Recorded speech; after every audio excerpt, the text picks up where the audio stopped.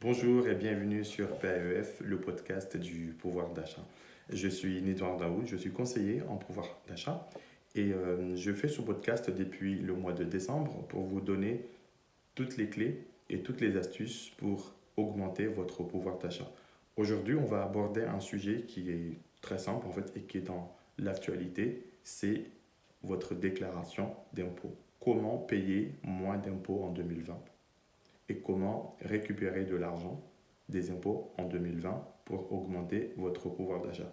Donc, comme vous l'avez vu, donc, on n'est pas obligé de sortir sa calculette pour calculer ce qui a été retenu auprès de la direction des impôts sur les revenus d'activité. En revanche, donc, ce qui n'a pas changé en fait en 2020, c'est la manière de calculer donc tout ce qui est crédit, réduction d'impôts pour récupérer de l'argent. Donc, à travers cet épisode, je vais aborder avec vous toutes les astuces pour mieux déclarer et récupérer de l'argent auprès de la direction des impôts. Donc, dans un premier temps, donc, la première démarche à effectuer, c'est de vous connecter sur le site officiel pour la déclaration de vos revenus. Donc, c'est le site impôt.gouv.fr.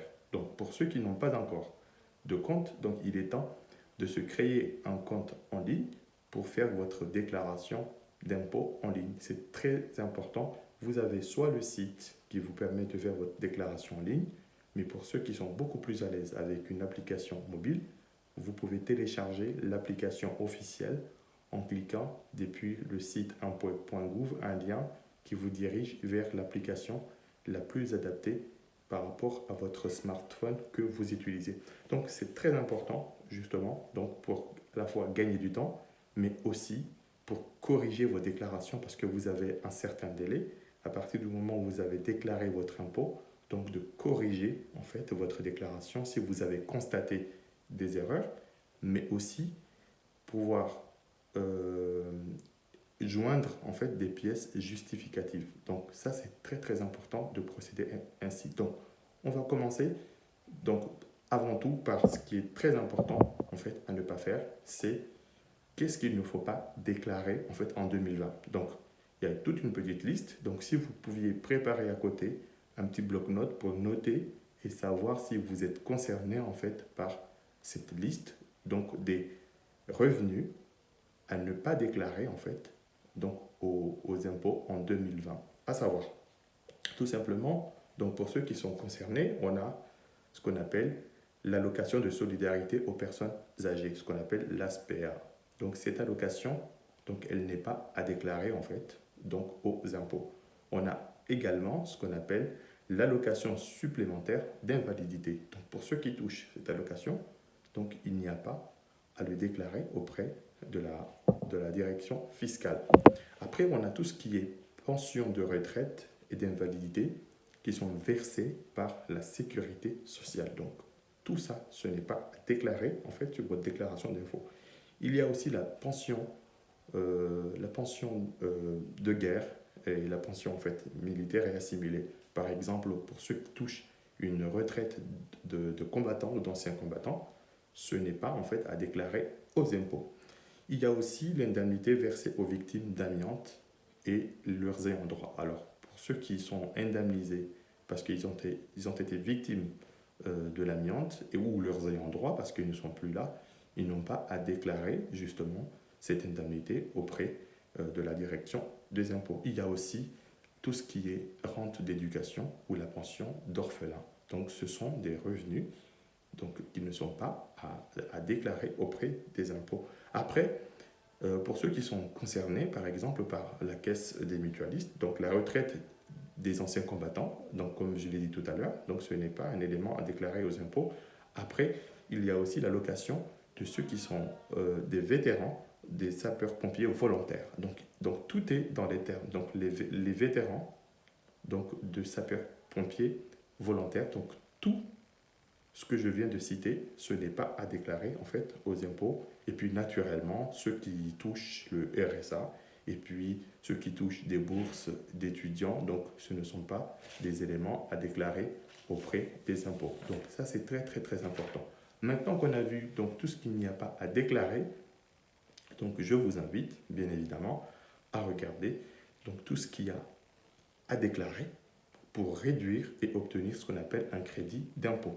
Donc vous l'avez vu, donc il y a des réductions d'impôts, mais vous avez également ce qu'on appelle des crédits d'impôt. Donc ça serait trop long d'expliquer en fait les nuances, donc, mais ce qu'il faut retenir aujourd'hui, c'est que il y a, par exemple, parmi vous, des gens qui emploient des personnes à la maison, donc que ce soit des femmes de ménage, ou pour s'occuper de vous, donc de votre maison, ou pour s'occuper de la maison d'un de vos proches. Donc, si vous avez salarié et déclaré en fait officiellement une femme de ménage, donc vous avez à le reporter sur votre déclaration d'impôt, ce qui va vous donner droit justement en fait à une réduction d'impôt. Alors, il y a ceux qui ont embauché une assistante maternelle. Alors, c'est une assistante maternelle que vous avez embauchée hors de votre domicile pour la garde d'enfants de moins de 6 ans. Donc, et surtout, à retenir, c'est les enfants de moins de 6 ans ou les enfants nés après le 31 décembre 2012. Alors, il y a 50% des dépenses qui sont remboursées. Donc, c'est énorme. Donc, il faut absolument donc, avoir en fait déclaré en fait une assistante maternelle et puis pouvoir déduire ces montants-là de votre impôt. Après, il y a aussi des frais de scolarité qui sont déduits pour les lycéens, les collégiens. Donc, et surtout pour ceux qui sont en fait en garde alternée, qui partagent en fait la garde avec un de leurs ex-conjoints. Donc, il faut aussi reporter cela sur votre déclaration d'impôt. C'est très, très, très important. Donc, aujourd'hui, sachez que tout ce que vous avez à déclarer, il y a des plafonds en fait à ne pas dépasser, mais ce n'est pas votre problème en fait. Donc, vous avez à reporter ces montants-là, et puis c'est la direction des affaires en fait fiscales qui va se charger donc de faire la calculette derrière. Donc, après, ceux qui ont aussi employé en fait du personnel pour l'aide à la personne. Donc ça, il faut aussi le déclarer, que ce soit pour vous ou que ce soit pour ce qu'on appelle un ascendant. Après, vous avez aussi d'autres types en fait de déclarations à effectuer pour obtenir en fait une réduction d'impôt. C'est quand vous avez fait installer des appareils fixes à votre domicile, en fait, des appareils qui ne sont pas facilement déplaçables. Donc, pour prendre soin de vous, pour prendre soin en fait de vos proches, sachez que la liste éligible d'appareils est disponible sur le site en fait impôt.gouv où vous avez la liste des équipements qui sont pris en charge dans ces réductions d'impôts. Et puis, il y a ceux que vous connaissez déjà, quand vous faites des dons à des associations. Attention, ce sont des associations qui sont agréées, qui ont un agrément comme quoi elles sont d'utilité publique en fait et elles contribuent à l'intérêt général. Donc il faut absolument obtenir en fait un quitus qui vous permet justement de demander une réduction d'impôt. Ce n'est pas n'importe quelle association. Si vous donnez à l'association de quartier, si vous voulez absolument avoir une réduction en fait des impôts, il faut vous assurer qu'elle est reconnue d'utilité publique. Donc, et puis vous avez également ce qu'on appelle les frais engagés. Si vous avez engagé des frais auprès de ces associations, donc vous avez une réduction qui peut aller de 66 à 75%. Après, vous avez aussi les dons que vous avez faits auprès de partis politiques. En fait, ces dons-là sont déductibles en fait aux impôts. Donc, j'avais évoqué tout à l'heure tout ce qui est équipement. Donc, sachez que vous pouvez déduire en fait 30% de vos équipements pour votre déclaration d'impôt. Attention à vérifier la liste auprès du site, mais aussi si vous faites des travaux, si vous avez des installations, si vous faites des travaux chez vous, que ce soit pour économiser de l'énergie, pour ce qu'on appelle de l'énergie renouvelable, que ce soit des panneaux solaires, ou pour isoler votre maison, sachez que ces travaux-là doivent être effectués par une entreprise, par un prestataire qui a ce qu'on appelle l'agrément RGE. Donc c'est très important donc, que la liste d'équipements et que le prestataire soit aussi agréé, qui est ce label. Sans ce label, vous ne pouvez pas prétendre en fait justement à une réduction ou à un crédit d'impôt. Et ce qu'il faut savoir, c'est qu'il y a aussi un plafond maximal à ne pas dépasser pour bénéficier d'une réduction ou d'un crédit d'impôt. Donc ça, c'est très important. Donc il faut que vous ayez un devis, que vous ayez au préalablement vérifié cela auprès du site des impôts. Maintenant qu'on a vu en fait la liste des frais, donc je vais aussi aborder un point très important pour ceux qui tirent des revenus de leur placement financier, que ce soit une rente en fait versée par une assurance vie ou par ou autre chose. Donc vous avez à reporter en fait sur votre déclaration d'impôt et puis au moment d'effectuer votre rachat, donc vous avez le choix entre deux types de taxation. Il y a ce qu'on appelle la taxation sur votre impôt, ce qu'on appelle le barème progressif de l'impôt ou le prélèvement forfaitaire unique. Donc avant de faire quoi que ce soit, servez-vous de la calculette, servez-vous des simulations qui sont sur le site de votre assureur ou tout simplement le site du gouvernement pour savoir voilà, combien vous devez à déclarer sur vos impôts. Donc ça c'est très très important cette petite vérification. Et puis vous avez aussi par exemple ceux qui ont versé en fait de l'argent sur leur PERP. Donc c'était des plans épargne retraite populaires et puis maintenant on a ce qu'on appelle le PER. Donc vous avez aussi à déduire ces montants-là donc sur votre feuille d'impôt, mais attention, donc il y a des seuils en fait qui ne sont pas pris en compte. Il ne faut pas que cela dépasse par exemple 10% de vos revenus. Donc c'est très important de vérifier les plafonds avant de vous engager en fait à faire quelque chose. Et puis on va parler de ceux qui ont fait des investissements, donc dans la pierre, des investissements immobiliers. Sachez que ceux qui ont fait des investissements immobiliers, donc selon le régime auquel en fait ils ont opté, ils peuvent déduire sur leur feuille d'impôt. Alors il y a deux types de régimes en fait qu'on connaît très bien. Donc on a ce qu'on appelle le régime en fait du micro foncier et puis on a ce qu'on appelle le régime réel. Donc sachez que selon ce que vous choisissez, si vous optez pour un régime, il faut le conserver minimum 3 ans et selon le régime que vous optez, vous n'avez pas forcément la même assiette en fait de déduction. Donc il faut absolument être vigilant dans ce que vous choisissez comme régime pour ceux qui ont un bien immobilier. Bien sûr, la prétention de ce que je vous livre comme astuce et comme conseil pour votre déclaration d'impôt, si vous êtes dans un cas très spécifique, il faudrait faire un diagnostic très précis donc, pour savoir, vous, aujourd'hui, ce qu'il vous fait faire. Donc, l'esprit, en fait, de l'épisode est de vous donner avant tout donc, des conseils, en fait, on va dire, généraux pour savoir ce que vous pouvez faire, ce que vous ne pouvez pas faire.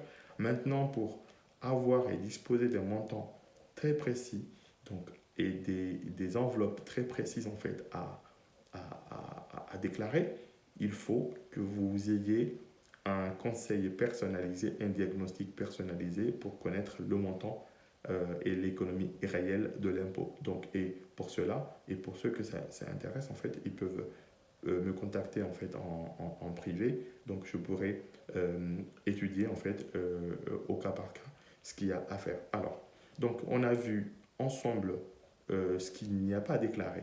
On a vu ensemble ce qu'il y a à déclarer pour obtenir en fait des crédits et des réductions d'impôts.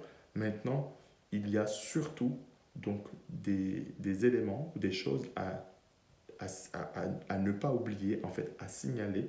Donc je vous le conseille parce que si vous ne le faites pas et que l'administration fiscale s'en aperçoive, donc vous risquez tout simplement en fait un redressement fiscal. Donc c'est un formidable conseil que je vous donne. N'hésitez pas de votre côté à faire cette déclaration-là. Donc avant tout, donc vous avez les changements de situation personnelle. Je dis bien des changements de situation personnelle, à savoir tout simplement si vous avez une naissance. Donc maintenant, avant, on attendait longtemps pour pouvoir faire ces déclarations. Maintenant, avec la déclaration en ligne, vous pouvez à tout moment donc changer votre taux foyer ou votre taux individualisé, donc à déclarer les naissances intervenues au cours de l'année. Vous avez également à déclarer les décès. Donc c'est naturel, c'est un changement majeur. Donc si vous avez contracté en fait un PACS, si vous êtes marié en fait officiellement en fait avec à la mairie avec un officier d'état civil, si vous êtes admis, vous êtes parti à la retraite, si vous avez une personne à charge, donc vous devez absolument le faire, que ce soit les enfants, vos enfants, que ce soit les enfants de votre conjoint, que ce soit des adultes en fait, que ce soit d'autres personnes. Alors à savoir que pour ceux qui ont à déclarer des décès et ceux qui se sont mariés ou pacsés, vous avez à faire deux déclarations, une déclaration individuelle et puis une déclaration commune.